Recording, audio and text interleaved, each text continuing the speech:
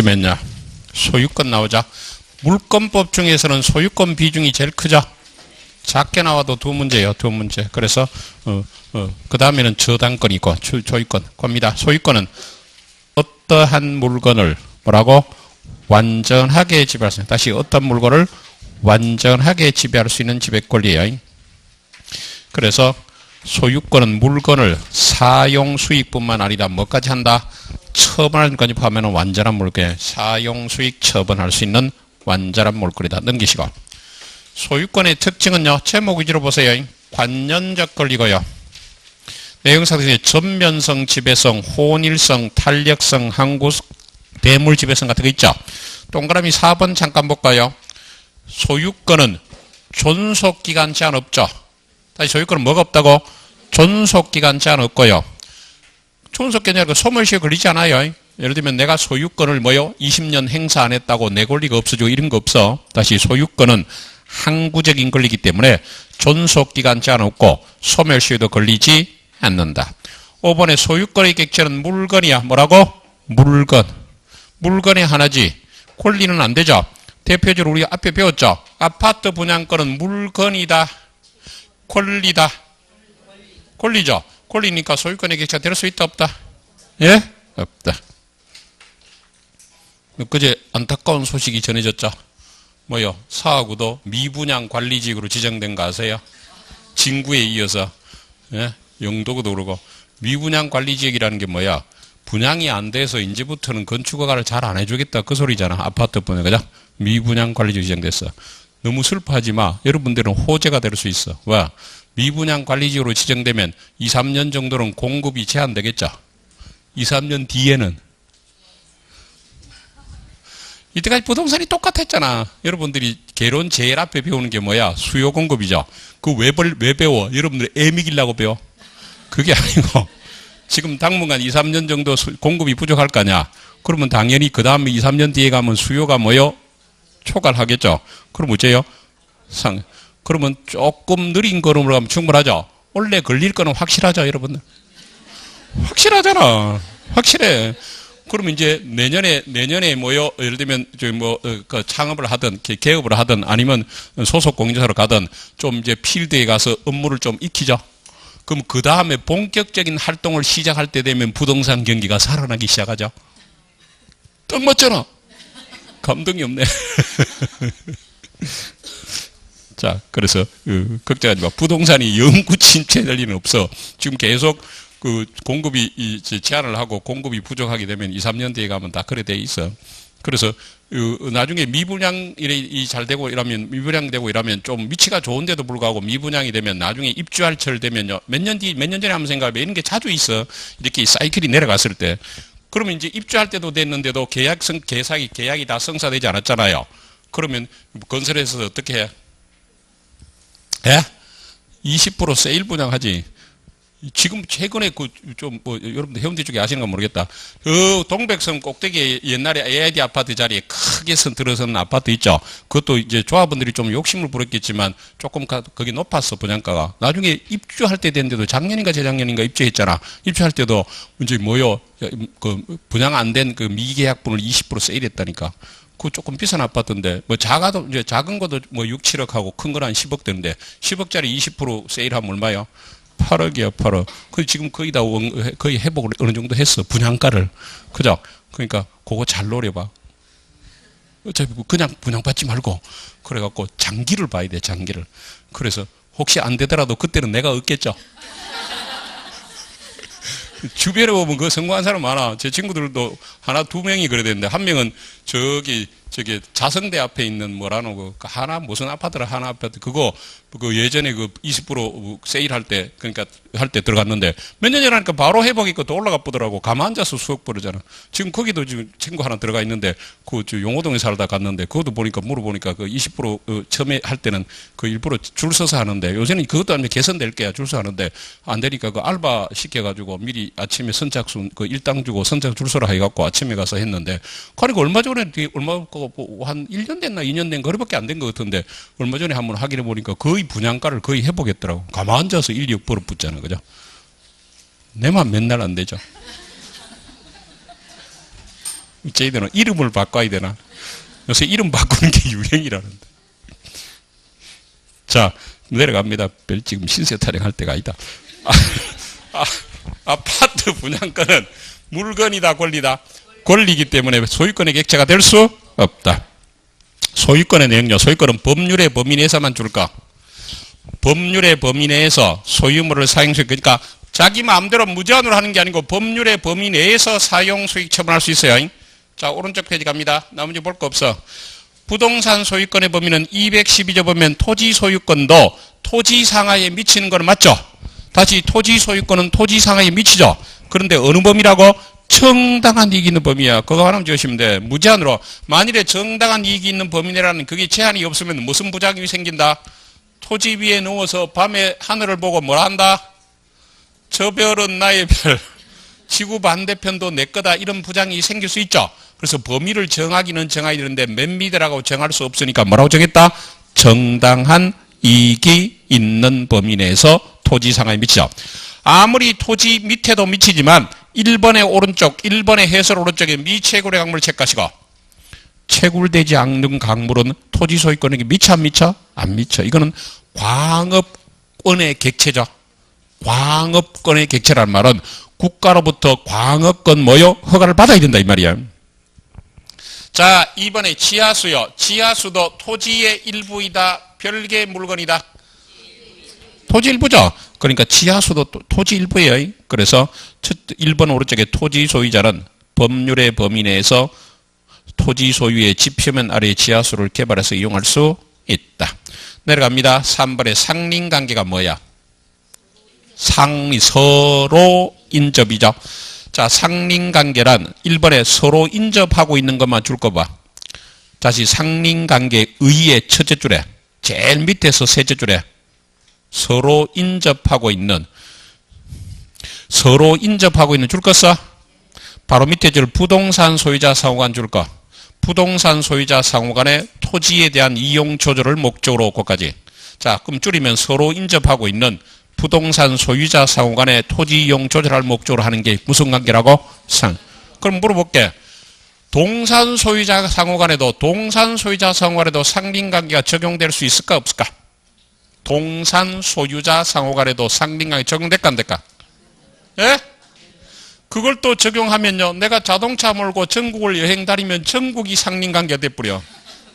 그러니까 이건 뭐라고? 부동산. 뭐라고? 부동산 소유자. 동산은 X야. 동산은 안 돼. 넘기시고. 넘기면 법적 성질 대부분 임의 규정이다 줄 것이고, 상린관계는 대부분 뭐라고? 임의 규정. 그 다음에 잠깐만 쳐다보실래요? 자, 10번지, 11번지에 소유자가 있어. 이 사람도 소유자고 이 사람도 소유자죠. 그럼 인접하고 있는 부동산 소유자 사이는 상린관계가 적용되죠. 그런데 소유자가 아니고 병이라는 사람에게 지상권 설정했어. 그럼 이 지상권자가 이 토지 소행하러 왔잖아. 그럼 이 사람하고 이 사람도 상린관계가 적용돼야 될까 안 될까? 된다 안 된다? 된다. 된단 말이야. 그럼 예를 들면 이 사람이 전세를 줬죠. 그럼 이 사람하고도 이 상린관계가 이렇게나 상린관계가 적용될까 안 될까? 된다. 그러니까 소유자끼리만 되는 게 아니란 말이야. 그래서 양갈로 3번 오른쪽 갑니다. 체크하세요. 지상권과 전세권에 적용되고, 지상권, 전세권에 적용되고, 바로 밑에 부동산 임대차에도 적용된다. 부동산 임대차. 그러니까 지상권, 전세권, 임대차에도 적용이 돼요. 그 다음에 밑에 거는 참고로 보시면 되고, 오른쪽에 상린권 갑니다. 오른쪽에 상린권에서 양갈 2번은 인지사용청구권 찾으시고, 인지가 뭐야? 인접토지. 216조 1항 토지 소유자는 경계나 근방에서 담이나 건물을 하거나 축조하거나 담이나 건물을 수선하기 위해서 필요한 범위 내에서 이웃 토지 사용을 청구할 수 뭐라고 있다. 보실래요? 이웃이 있는데 이 사람이 여기다가 건물 짓거나 건물을 축조하거나 건물을 수선하거나 담을 축조하거나 담을 수선하기 위해서 필요하다면 요 사람 토지 사용 좀 하자라고 청구할 수 있다. 그 말이야. 건물을 축조하거나 수선, 담을 축조하거나 수선할 때는 필요하자. 문제는요. 요 사람이 여기에 거주지야. 살림집이야, 살림집. 그렇다면 요 사람의 승낙이 있어야 되지. 승낙이 없으면 절대로 사용을 못한다는 것만 주의하시면 돼. 다시 216조 1항. 토지 소유자는 경계나 근방에서 담이나 건물을 뭐 하거나 축조하거나 담이나 건물을 수선하기 위해서 필요한 범위에서 이웃 토지 사용을 청구할 수 있고, 다만 이웃 사람의 승낙이 없으면 어디에는 못 들어간다? 주거에는 못 들어가요. 다만 전항의 경우에 이웃 사람이 손해를 받았다면 보상은 청구할 수 있겠죠. 그 조문하고요. 이것만 보세요. 3번에 니은 내려가. 3번에 니은. 인지에 있는 뭐를 사용하기 위해서? 주거를 사용하기 위해서는 반드시 주거 사유자 승낙이 있어야 되죠. 줄 것이고, 판결로서 승낙을 대선할 수 없어요. 판결 받았더라도 들어갈 수 있다 없다? 없다. 승낙 받아야 돼요. 양갈로 2번에 생활방해 금지 청구권이죠. 요거는요, 다른 말로 바꾸면 독일어로 뭐라 하느냐면요, 제일 밑에 줄에 임미시온이라고 적어봐. 그 페이지 마지막 줄에 그 외래어 있죠, 외래어. 임미시온 책 계시고.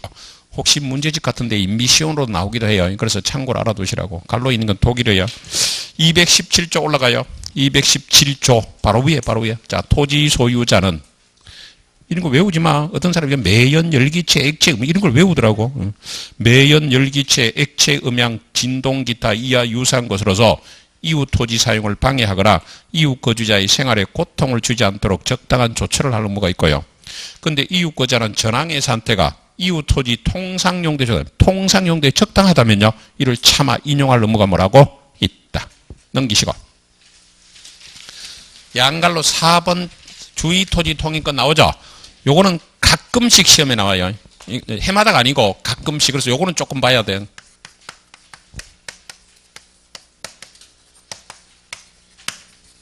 말 그대로 뭐야? 말 그대로 뭐야? 주위에 있는 토지를 뭐 한다고? 통행. 주위에 있는 토지를 통행하는 거예요. 자, 보십니다. 공로가 있고요. 요게 10번지 토지가 있고요. 11번지 토지가 있다 볼게요. 10번지 토지에서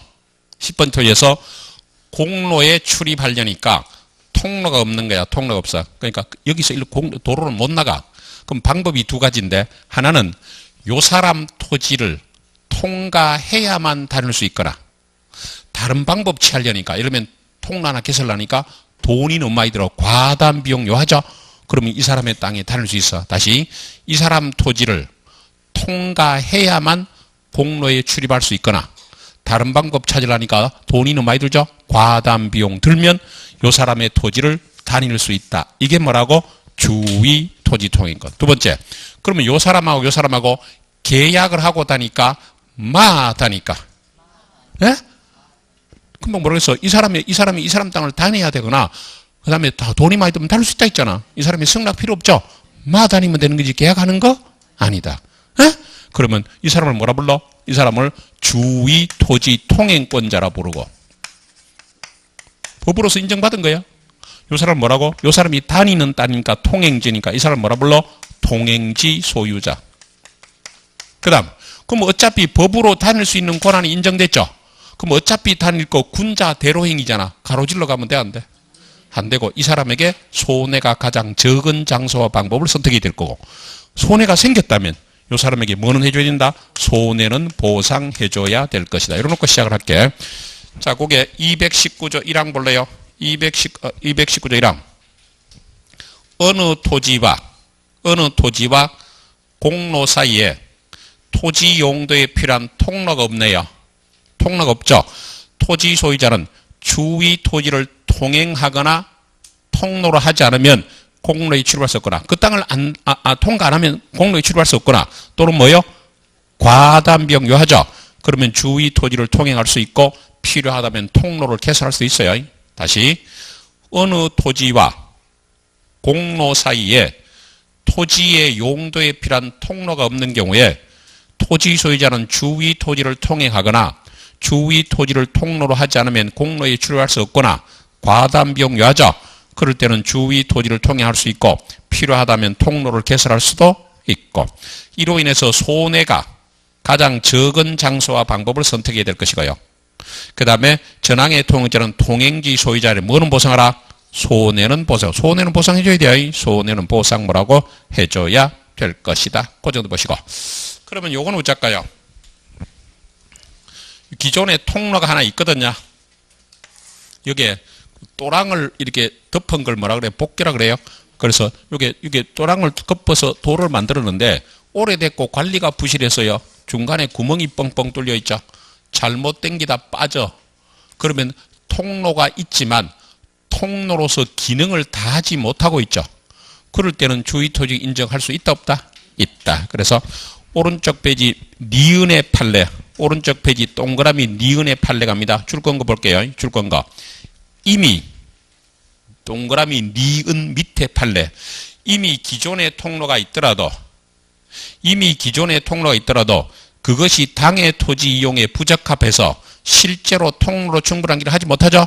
그런 경우도 인정 뭐라고 된다. 그래서 기존의 통로가 있더라도 통로로서 기능을 못하면 인정할 수 있다. 그 보시면 되고.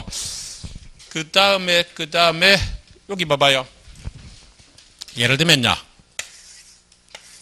어떤 을이나 병이라는 사람들이 여기에 이제 갑의 토지인데 일로 이제 이렇게 다니고 있었다 볼게. 통로로 다니고 있었어요. 이렇게 하면 될까? 이렇게 다니고 있었어. 이랬다가 여기다가 연립주택을 지었어. 연립주택을 비우면 이제 막아본 거야. 근데 문제는 이 사람들이 여기를 통과하지 못하면 공로에 출입할 수 없다면 모를까. 조금 돌아갈 수 있거든요. 조금 돌아서 불편하고 돈이 조금 들더라도 불편하더라도 돈이 조금 들더라도 과다하게 들지 않죠. 그럼 이거는 인정된다 안 된다? 안 된다 이 말이야. 그 생각하시면서 저 밑에 니은의 판례 인접 토지의 일부를 통행로로 이용하던 중에 토지 위에 연립주택이 건축됐죠. 자, 연립주택 단지 내에 기존의 통행로 위에 통로로 통할 수 있는 줄 것이고 다른 인접한 토지가 있잖아. 다른 인접한 토지 있죠. 그렇다면 별도의 통행로를 개설한 등 비록 비용이 조금 들더라도 기존의 통행로에 대한 주의 토지 통행권은 뭐요? 부정된다. 그 다음 볼래요? 요 사람은 지금 보상해주고 다니고 있죠. 근데 요 사람이 다른 사람 보고 니도 댕기라 허락해줬어. 이 사람이 다른 사람 보고 니도 다니라 허락해줬죠. 그럼 이 사람이 허락을 받아 다니잖아. 그럼 이 사람에 대해서 손해보상을 청구할 수 있을까? 이런데 이렇게 생각해버려요. 이 사람에게 보상을 받고 있죠. 이 사람 보상을 받고 있죠. 따라서 이 사람이 허락한 사람에게는 보상을 청구할 수 있다 없다? 없다. 판례 2번 통행권자의 허락을 얻어 사실상 통행하고 있는 자에게는 손해보상을 청구할 수 뭐라고? 없다. 넘기시고.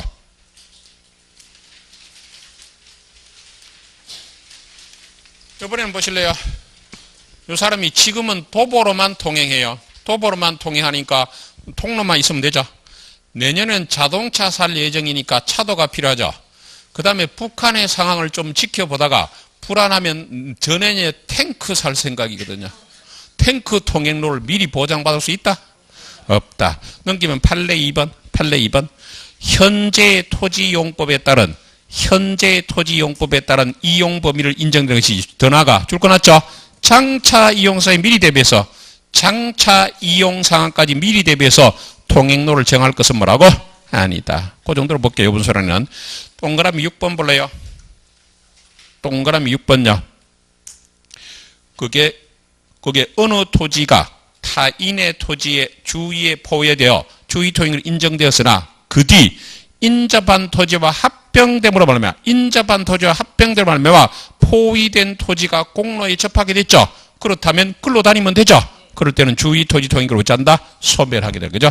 그러니까 표지가 합병돼버려서 통로가 생겼다면 나무 땅에 다니는 거는 어쩐다? 이제는 그만 다녀야 되겠다. 그죠? 자, 그럼 이번에는 볼래요? 자, 요렇게 공로에 접하는 10번째 갑의 토지가 있어. 이건 공로에 접해 있어. 접해 있으니까 통로에 옆에 있으니까 통행로 없어. 통행로 필요 없어. 자, 근데 두 가지. 하나는 분할. 자, 분할이 되면 이게 얼마 돼? 10의 1번지가 되죠. 그럼 이 땅이 이제 통로가 없잖아. 두 번째는 이렇게 분할해서 팔아먹었어. 팔아먹었으면 을이 이렇게 샀죠. 일부 양도. 이제 분할하고 뭐라고? 일부 양도. 그럼 요 사람이 여기로 다닐 수가 없잖아. 이제 다녀야만 되죠? 통로가 없잖아. 그럼 이 사람이 땅에 다닐 수가 있다. 요 때는 뭐가 없다? 보상 의무가 없어. 요게 다른 점이야. 자, 그러면 이게 무상인데, 무상이 인정되기 위한 요건이 두 가지. 하나는 뭐고? 분할. 하나는 일부 양도. 하나는 뭐요? 일부 양도. 자, 220조 보실래요? 220조. 분할로 인하여 체크하시고. 분할로 인하여 체크. 분할로 인하여 공로에 통하지 못하는 토지가 있죠. 토지 소유자는 공로에 출입하기 위해서 다른 분할자의 토지를 통행할 수 있죠. 줄 것이고, 이 경우 보상 의무가 없다. 뭐가 없다고? 보상 의무가 없어. 이항의 전항의 규정은 토지 소유자가 토지 일부 양도 줄 것이고, 토지 일부 양도. 그럴 때도 같이 규정하죠. 두 가지. 하나는 뭐고? 분할. 하나는 토지 일부 양도. 요때는 보상 의무가 뭐라고? 없다. 자, 그럼 요번에 볼래요? 그러면 요 사람은 보상 안 하고 다녀요. 무상의 주의 토지 통행권을 갖고 있죠. 다니다가 세월이 지나서 10번째를 팔게 되었어. 매각. 그럼 이 사람 뭐라 불러? 승계인. 뭐라고? 승계. 그럼 이 사람도 무상을 승계할까 이거예요. 될까? 안 된대요. 왜? 저거들끼리만 무상이 적용되지. 이 사람이 특별 승계인까지 무상이 적용되는 것은 아니고, 요 사람은 따져봐야 되는 거야. 이해가 되겠죠? 요 사람, 이렇게 생각해. 저거들끼리만 무상이지. 한번 넘어가면 그게 자동으로 무상이 되는 것은 뭐라고? 아니다. 오른쪽에 동그라미 끼어. 오른쪽에 동그라미 끼어. 동그라미 키우기에서, 거기에, 니은의 판례 1번. 니은의 판례 1번. 220조 무상통행권은 공유토지의 누구? 직접 분할자 상호간. 일부 양도 당사자 사이. 저들끼리 다시 직접 분할자 상호간 일부 양당자 저들끼리만 적용되지 포위된 토지나 피통제 누구는 특정 승계의 경우 체크하시고 특정 승계의 경우는 바로 밑에 통행권 유무를 다시 살펴봐야지 자동으로 무상이 인정되는 것은 뭐 아니다. 그 정도로 정리하면 될 것 같네요. 자, 이렇게 주의 토지 등은 살펴봤고요. 나머지도 이제 조문만 보시면 돼. 자, 237조부터 갑니다. 쭉 내려가서 237조. 인접하여 토지를 소유한 자는 무슨 비용이라고? 공동비용이에요. 공동비용으로 통상의 경계표나 담을 설치할 수 있죠. 이항의 전항의 비용, 설치비용 체크하시고 설치비용은 어떻게 부담해? 쌍방이 절반에 부담. 다시 설치비용으로 잔다? 쌍방이 절반에서 부담. 측량비용 체크하시고 측량비용은 어떻게 부담한다? 토지 면적에 비례해야 돼요. 다시 설치비용은 절반에서 부담. 측량비용은 토지 면적에 부담이죠. 그런데 잠깐만 쳐다보실래요? 내가 농담으로 이런 얘기 했죠. 시골에 뒷산이 있고요. 마을에서 오송도송 살고 있는데 여기 담장이 있고요. 여기 집이 있잖아. 이렇게 마을에. 요 집은 요 집을 뭘 한다? 이 집은 이 집을 뭐라고? 뒷집. 이 집은 이 집을 앞집. 그러면 물론 뭐 지역마다 다를 수 있는데 제가 그냥 일반적인 우리 고향 얘기만 한 거야. 자, 대부분의 이 담은 앞집 담이다, 뒷집 담이다? 앞집 담이야. 그럼 이거는 우리 관습이, 예를 들면 관습이 앞집 담이냐, 이거는 시험에 안 나와. 만일에 관습이 앞집 담이라면 이거는 공동비용으로 하는 게 아니고 누구 비용으로 하는가? 앞집. 그러니까 관습이 있으면 관습이 앞선다. 그건 아셔야 돼. 사망 뭐라고? 전항의 규정은 다른 관습이 있으면 뭐로 간다고? 관습으로 간단 말이야. 다른 관습이 뭐로 간다고? 관습으로 가. 예를 들면 앞집으로 간단 말이야. 203표. 아까 그래서 공동비용으로 통상의 경계표나 담을 설치하죠. 공동비용. 그런데 238페이지는 특수시설하려면 지비용으로 하라 이 말이야. 인지소유자는 자기비용 줄 것이고, 요번에는 공동비용이 아니고 뭐라고? 자기비용이야. 자기비용으로 담의 재료를 통상보다 높게 할 수 있고요. 통상보다 양호한 것으로 있고, 높이를 통상보다 높게 할 수 있고요. 방화비용이나 기타 특수시설을 할 수 있다. 이거는 하려면 어찌해야 된다? 자기비용. 자기비용. 239조. 경계에 설치된 경계표나 담이나 국어가 옆에 또랑이에요. 경상도 말로 또랑. 표준어는 도랑. 옆에 있네, 도랑. 경계표, 담, 국어 등은 상린자 공유에 뭐로 간다? 상린자 공유예요. 그런데 경계표, 담, 국어 등이 상린자 일방에 단독 비용 설치 줄 거 봐. 자, 요런 경우는 공동담이야, 앞집담이야, 요거. 이건 앞집담이잖아. 왜? 앞집에 설치했잖아. 단독 비용을 한 거죠. 자, 그 다음에 잠깐 볼래요? 마음을 열고 그림을 보세요. 자, 요게 갑이 있고 을이 있는데 여기 건물이 담의 일부일 수 있다 없다? 있잖아. 그럼 이거는 공동담이 아니고 누구 거라? 건물 소유자 거잖아. 건물 소유자 그죠? 뭐라고 돼 있어? 그 담이 마지막 줄에 담이 건물의 일부라면 그렇지 않다. 공동이 아니다 이 말이야. 다시 원래는 경계평이나 담이나 국어 등은 상린자 공유로 추정되지만 그것이 한 사람의 단독 비용으로 설치됐거나 담이 건물의 일부라면 공유로 추정되는 게 뭐라고? 아니다. 넘기시고.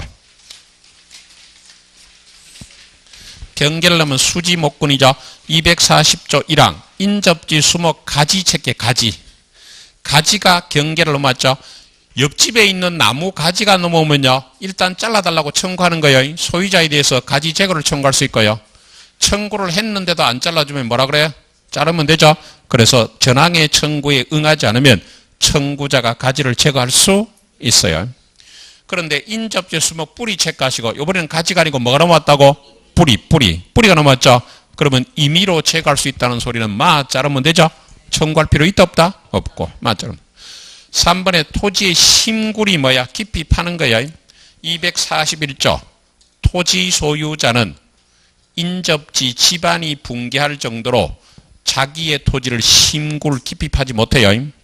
그런데 충분한 방어공사를 했다면 그렇지 않다. 충분한 방어공사를 했다면 팔 수 있다 그 말이죠.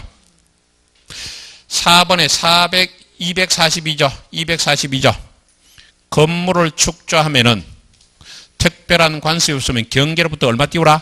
반미터. 경계로부터 얼마? 반미터. 반미터 띄워야 돼요. 인접지 소유자는 전항의 규정에 위반한 자에 대해서 건물의 변경이나 철거 청구할 수 있죠. 뭐라고? 건물의 변경이나 철거. 전항의 규정에 위반했다는 소리는 무슨 소리야? 반미터 안 띄우고 건물 축조했다 그 말이죠. 근데 요것만 주의하시면 되죠. 건축에 착수한 얼마 지났다? 1년이 지났다. 그리고 건물이 완성돼 버렸죠. 손해배상만 청구할 수 있다. 다시 건축에 착수한 후 1년이 경과했다. 1년은 안 됐지만 건물이 완성됐다. 손해배상만 청구할 수 있다는 말은 뭐는 못한다는 말이야? 바로 위에 뭐는 못해? 건물의 변경이나 철거 청구할 수 없다 그 말이죠. 243조 경계로부터 몇 미터?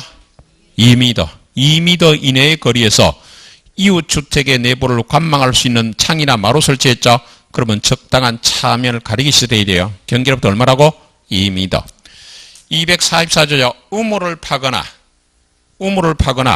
용수하수 또는 오물 등을 지자로 지하시설 체크하시고 지하시설. 정화조 같은 거 생각하세요. 지하시설을 하면 경계로부터 얼마? 2m. 다시 경계로부터 뭐요? 2m 이상 거리를 둬야 돼요.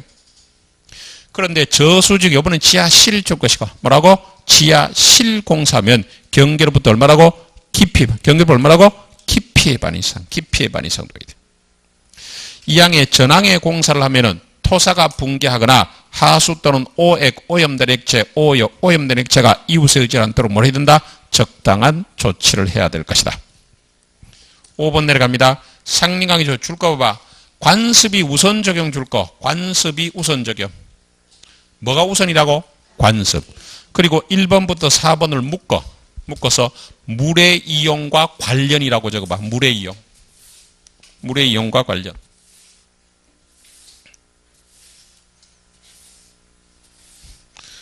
적었으면 한번 들어보실래요? 예를 들면 우리는 얼마 전까지도 농경사회였죠. 그럼 봐봐. 고려시대든 조선시대부터라도 고려시대는 조선시대부터 우리 조상님들이 농사를 지었단 말이야. 그럼 농사를 지면 농사 지을 때도 제일 중요한 거는 벼농사였고 벼농사 중에서는 중요한 게 물이죠.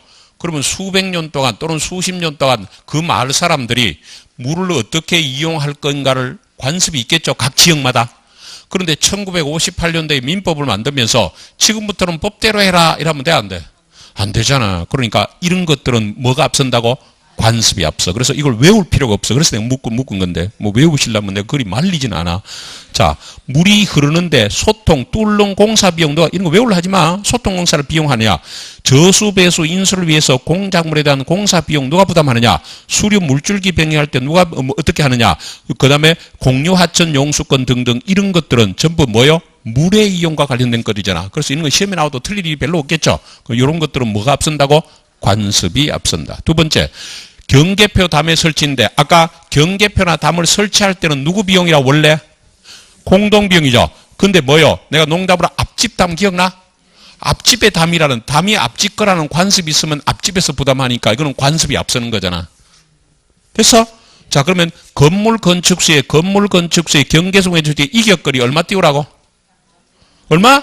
반미터 띄우라 했잖아. 요것도 관습이 있으면 관습이 앞선단 말이에요. 그죠? 그래서 이제 물의 이용과 관련된 규정들은 대부분 관습이 앞서고, 그 다음에 경계표 담을 설치할 때 그 지방에서는 앞집담이라는 관습이 있으면 앞집에서 하는 거고, 이미 반미터 띄우라는 규정이 있는데 그거는 뭐요? 관습이 있으면 관습이 앞선다. 그렇게 정리하면 되겠죠? 자, 오른쪽에 소유권 취득합니다.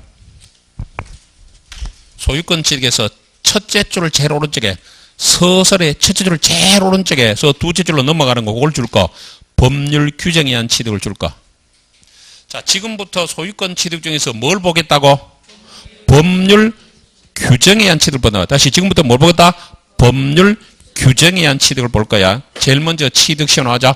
취득시효는 뭐 거의 해마다 나온다고 보시면 되죠. 자, 취득시효 거의 해마다 나와. 자, 잠깐만 쳐다보실래요? 이 땅이 있는데, 이 땅이 어디 있는 땅이다? 이 논이 어디 있는 땅이라고? 산청에 있는 땅이야. 아니야 다를까? 섬에서 강의하는데 어떤 중년 남자가 내인데 조용히 와서 묻더라고. 혹시 산청군 생초면 출신이냐고. 참고로 저는 산청 출신이 아니야. 제 고향 얘기 볼까? 경북 영주군 부석사. 시내, 이거 면소재지. 면소재지에 초등학교가 있죠. 옛날에 국민학교, 요새 우리 집이 여기야. 시골 깡촌이야. 3km 걸어가. 3km 떨어진 데서 학교를 다니는데도 불구하고, 여기 뭐요? 면의 소재지 애들을 제키고 내가 반장을 6년 했다는 건 대단하지 않아? 감동이 별로 없네. 요 4km야. 요 면소재지, 그죠? 자, 6년 동안 봄 소풍은 무조건 부석사 갔어. 그럼 봄 소풍 갈 때 아침에 어머님이 도시락 싸주죠. 기쁜 마음으로 들고 3km 걸어가죠. 학교에 직결했죠. 그럼 선생님이 이제 소풍 가자 해가지고 옛날에 무조건 걸어갔죠. 부석사로 몇 킬로 걸어가? 4km 걸어갔죠. 문제는 여기서부터 일이 생겨. 이제 뭐 보물 찾기 하고 뭐 이런 거 찾기 하고 뭐 노래 부르고 손뼉 치고 이러다 끝나죠. 그러면 각자 해산이라면 여기로 지름길이 있었어. 2km짜리. 여기 지금은 제 차가 다니는데 예전에는 차가 못 다니고 미어꺼 다니는 길이었어. 그죠? 그럼 오면 되는데 선생님에 따라서 달라져. 뭐요? 학교로 직결한다 이러면 다시 걸어와. 직결해서 해산이라면 다시 돌아오죠. 소풍 가는 날 몇 킬로 걸어?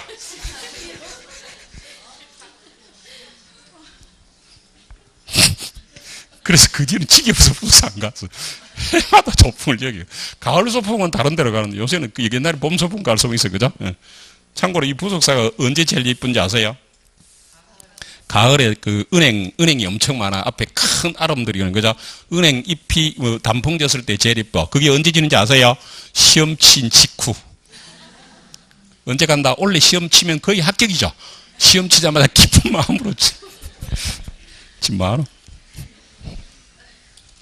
뭘 다유야? 걸려. 왜 안 걸린다는 생각을 해? 아니 왜 안 걸린다는 생각을 해? 충분히 걸릴 수 있어. 수석의 꿈은 포기했잖아. 걸림 충분해. 평균 60점 충분해. 평균 60점 걸리니까 믿어. 충분해. 너무 욕심 부리지 말고. 자, 이게 산청에 있는 땅이야. 그런데 등기는요.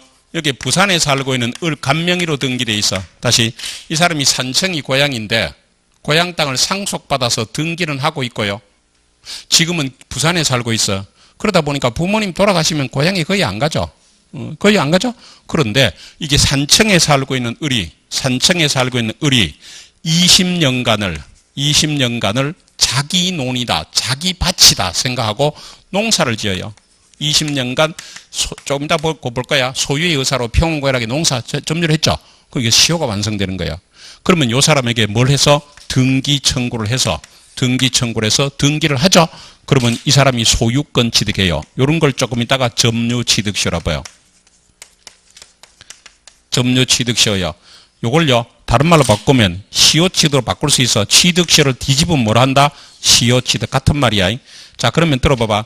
왜 그러면 소유자가 있는데 이 사람에게 소유권 인정하느냐? 왜 인정하느냐? 이런 거는 시험에 안 나와. 그렇지만 여러분들 이제 이해를 하는 게 위해서 봅니다. 첫째, 법에서는 권리 위에 잠자는 자는 보호하지 않는다는 법리가 있어요. 그럼 권리 위에 잠자는 자는 보호하지 않아. 그냥 가만히 있으면 보호 안 해줘, 법이. 자, 그럼 이 사람 봐봐요.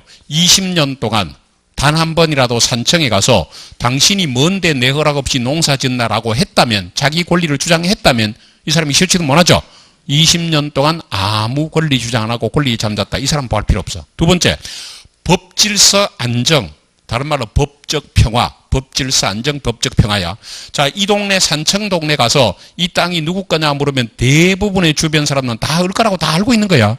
그럼 을을 위주로 소유권 관계가, 법률 관계가 만들어져 있는데 20년 이상 갑자기 이 사람의 소유권 취득을 부정하면 법질서 안정, 평화가 깨진다는 거야. 그래서 권리 위에 잠잔 자 보호할 필요 없고 법적인 평화, 법적 안정 보장을 위해서 인정되는 게 이게 뭐라고? 취득시효. 이게 뭐라고? 취득시효. 이거 강의할 때는 꼭 시험에 안 나오는 걸 많이 물어봐. 제일 많이 물어보는 게 뭐냐면요. 재산세 누가 냈냐 물어봐. 여러분들 현실적으로 재산세는 누가 낼 것 같아? 재산세는 누가 낼 것 같아? 예? 갑이 내잖아. 등기부를 보고 날라와. 우리 고향에서 내인데 재산세 날라온다니까. 뭐요? 내가 임야가 많거든.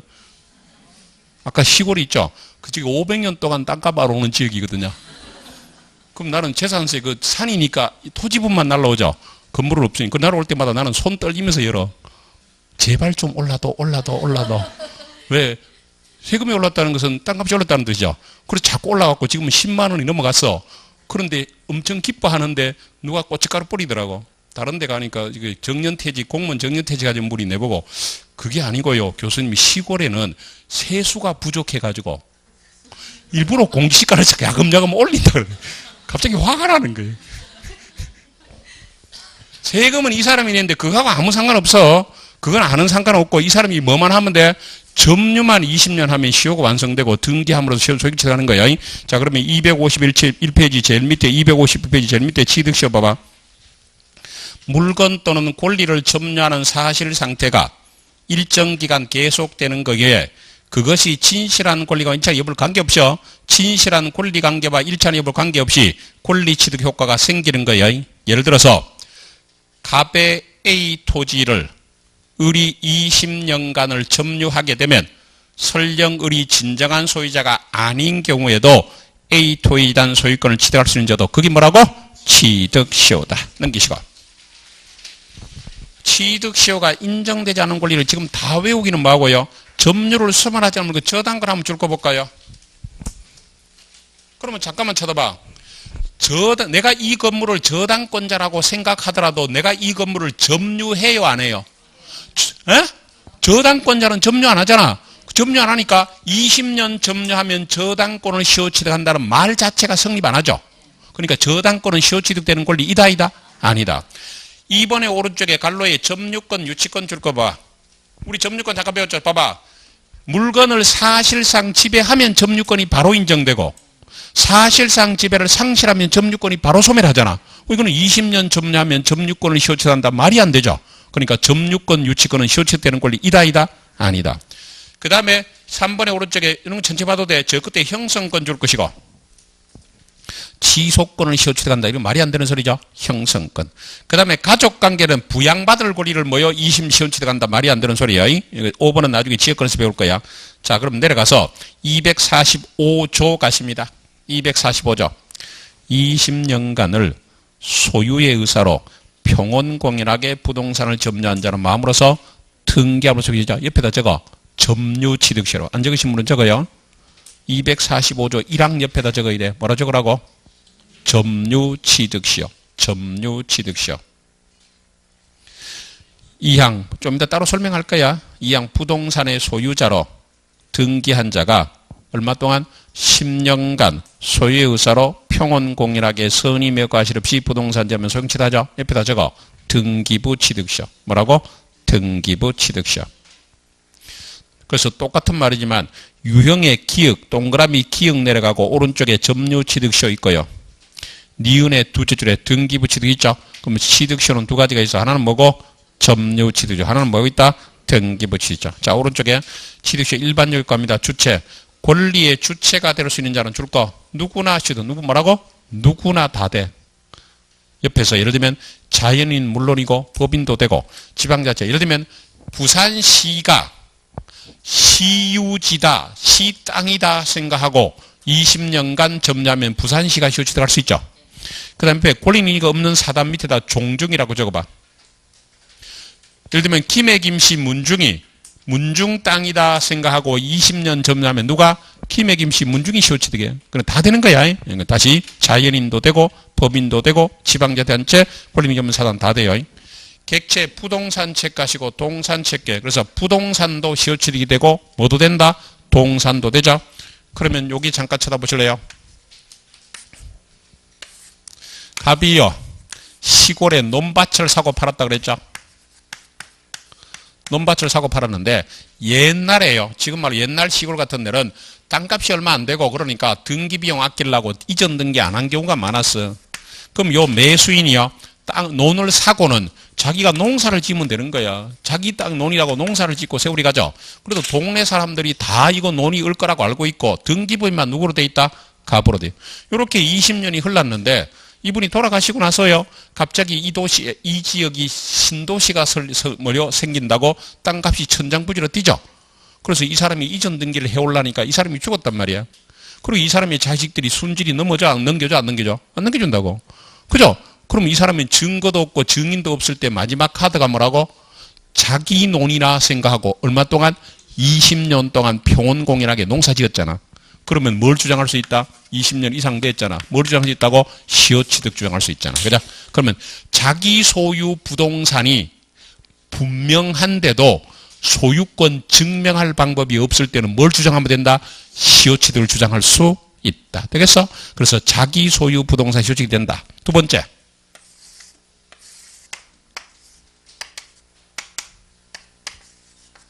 자, 이게 울타리나 담장이 있다고 생각하세요. 울타리나 담장이나 또랑이 있어. 병이 을로부터 땅을 샀거든요. 그래서 요만큼 땅을 샀다고 생각하고 20년간 갖고 있었어. 자기는 당연히 요만큼 샀다고 생각하고 있은 거야. 20년이 지나고 나니까 갑이라는 사람이 여기에 건물 짓겠다고 측량을 하더라는 거죠. 그러니까 요만큼이 10번지래. 그러면 실제 병이라는 사람은 자기가 매수한 토지가 아니죠. 그런데도 자기가 매수했다라고 생각하고 20년 점유하고 있었죠. 시효취득할 수 있다 없다? 있다. 근데 요건 어째요? 10번지의 일부죠. 뭐라고? 10번지 일부니까 토지 일부죠. 토지 일부도 시효취득할 수 있다 없다? 있다. 니은 한 필의 토지 일부죠. 한 필의 토지 일부 시효취득할 수 있어요. 다만 한 필의 토지 일부에 대한 시효취득을 인정하기 위해서는 그 부분이 다른 부분과 구분되어 시효취득자의 점유에 속한다는 걸 인식하기 위한 조건, 그것만 줄 거. 객관적 징표가 줘요. 객관적 징표. 예를 들면 뭐라고 돼? 경계표 담이라고 등이라 경계표 담 등이라고 적어볼까? 경계표 담 등. 경계표 담 등. 등이라고 적어. 자, 이런 뜻이야. 허벌판에 아무런 표시도 허벌판에 내가 요만큼 점유해서 돼 안 돼?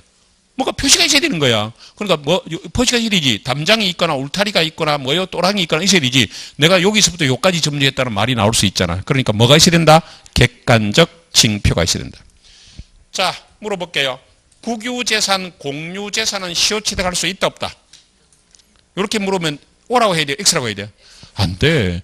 국유재산이나 공유재산은 시효취득이 돼? 안 돼? 안 돼. 그러면 예배가 하나 있단 말이에요. 예배. 잠깐만 볼래요? 시골에 학교로 운영할 때는요, 이게 행정재산이라고 해서 행정재산. 그럼 이거는 국유재산, 공유재산이니까 시효취득할 수 있다 없다? 없다. 근데 이 학교가 뭐가 됐어? 폐교. 애들이 없어서 문 닫았잖아. 풀만 무성하죠? 그럼 이게 뭐로 바뀐다? 일반재산이고. 일반재산을 옛날에 뭐라 했다고? 잡종재산. 요거 알아두시고. 다시. 학교로 운영 중일 때는 행정재산이기 때문에 시효취득이 안 돼. 근데 이게 폐교가 돼서 풀만 남아있죠? 그럼 이게 뭐요? 일반재산. 다른 말로 뭘 바뀐다? 잡혀. 그런데 요 을이라는 사람이 자기 토지다 생각하고 얼마 동안? 20년 동안 점유했으면 시효취득할 수 있죠. 자, 결론. 국공유재산은 원래는 안 되는데 뭐만? 일반 재산, 다른 말로 뭐요? 잡종 재산만 시효 처리가 된다는 걸 주의하셔야 돼. 그래서 거기에 국공 국유재산 중 무슨 재산? 일반 재산, 다른 말로 뭐요? 잡종 재산. 잡종 재산이요. 잡종세를 꽂아서 보시면 되고. 그 다음에 동그라미 D번 공유 치분 일부도 시효 처리 가능해요. 근데 오른쪽에 점유는 어쩐다? 전체를 뭐라고? 전체라는 말 칠게요. 점유는 어떻게 된다고? 전체. 일부만 점유하면 안 돼. 자연 공부는 몰라도 될 것 같고요. 집합 건물의 공용 부분 있죠. 밑에다가 계단, 복도 등이라고 적어봐. 계단, 복도 등. 자, 내가 아파트에 아니면 내가 이 건물의 계단을 20년 동안 오르내렸죠. 그러면 계단을 시효 취득한다? 말도 안 되는 소리죠. 그래서 집합 건물의 공용 부분은 시효 취득 시효엔 소유권 취득의 대상이 될 수 없다. 소유의 의사로 점유해야 되죠. 소유의 의사로 점유를 해야 돼요. A번 소유의 의사는 점유를 개시할 때 줄 것이고. 잠깐만 쳐다보실래요? 요 사람이 요게 농사 지을 당시에는 자기 땅에다 생각하고 농사 지었어요. 자기 땅에 생각하고 농사 지었죠. 그런데 몇 년 뒤에 집안 어르신이 오더만 이거 자네 땅이 아니고 부산에 살고 있는 갑의 땅이라 설명해서 알았죠. 알았더라도 갑에게 연락도 안 되고 계속 농사 지었죠. 그럼 20년 지나면 시효 취득할 수 있다 없다? 있다. 왜? 자기가 농사 지을 당시에 자기 거라고 생각했잖아. 뒤에 아니라는 걸 알았더라도 시효 취득할 수 있다 없다? 있다. 왜요? 소유의 의사는 언제만 있으면 된다고? 점유 개시할 때라고. 점유할 때 있으면 돼. 20년 내내 소유의 의사가 있을 필요 없단 말이야. 언제만 있으면 된다고? 점유 개시할 때만 있으면 돼. 그 다음에 B번 점유 권한이 분명하지 않으면 뭐로 추정된다? 소유의 의사로 추정되죠. 아까도 봤죠? 소유에서 추정되니까 시효 취득자가 입증할 필요 있다 없다? 없다. 그래서 점유자는 스스로 차주 점유라는 걸 주장 입증할 책임을 하고 없다. 평원 공인한 점유라 이랬는데 이것도 추정이 돼요. 점유자는 특별한 사유였으면 다시 한번 줄 것이고 평원 공인하게 점유로 추정되죠. 평원 공인하게 점유로 추정되니까 입증 책임이 있다 없다? 없다. 없어요. 그래서 자기가 입증할 필요가 뭐라고? 없다. 그 정도 보시고. 자, 그러면 이제 본격적인 점유 취득에는 조금 쉬었다 하는데 수고스럽지만 02번만 풀고 좀 쉬세요. 02번만 좀 풀고 쉬세요.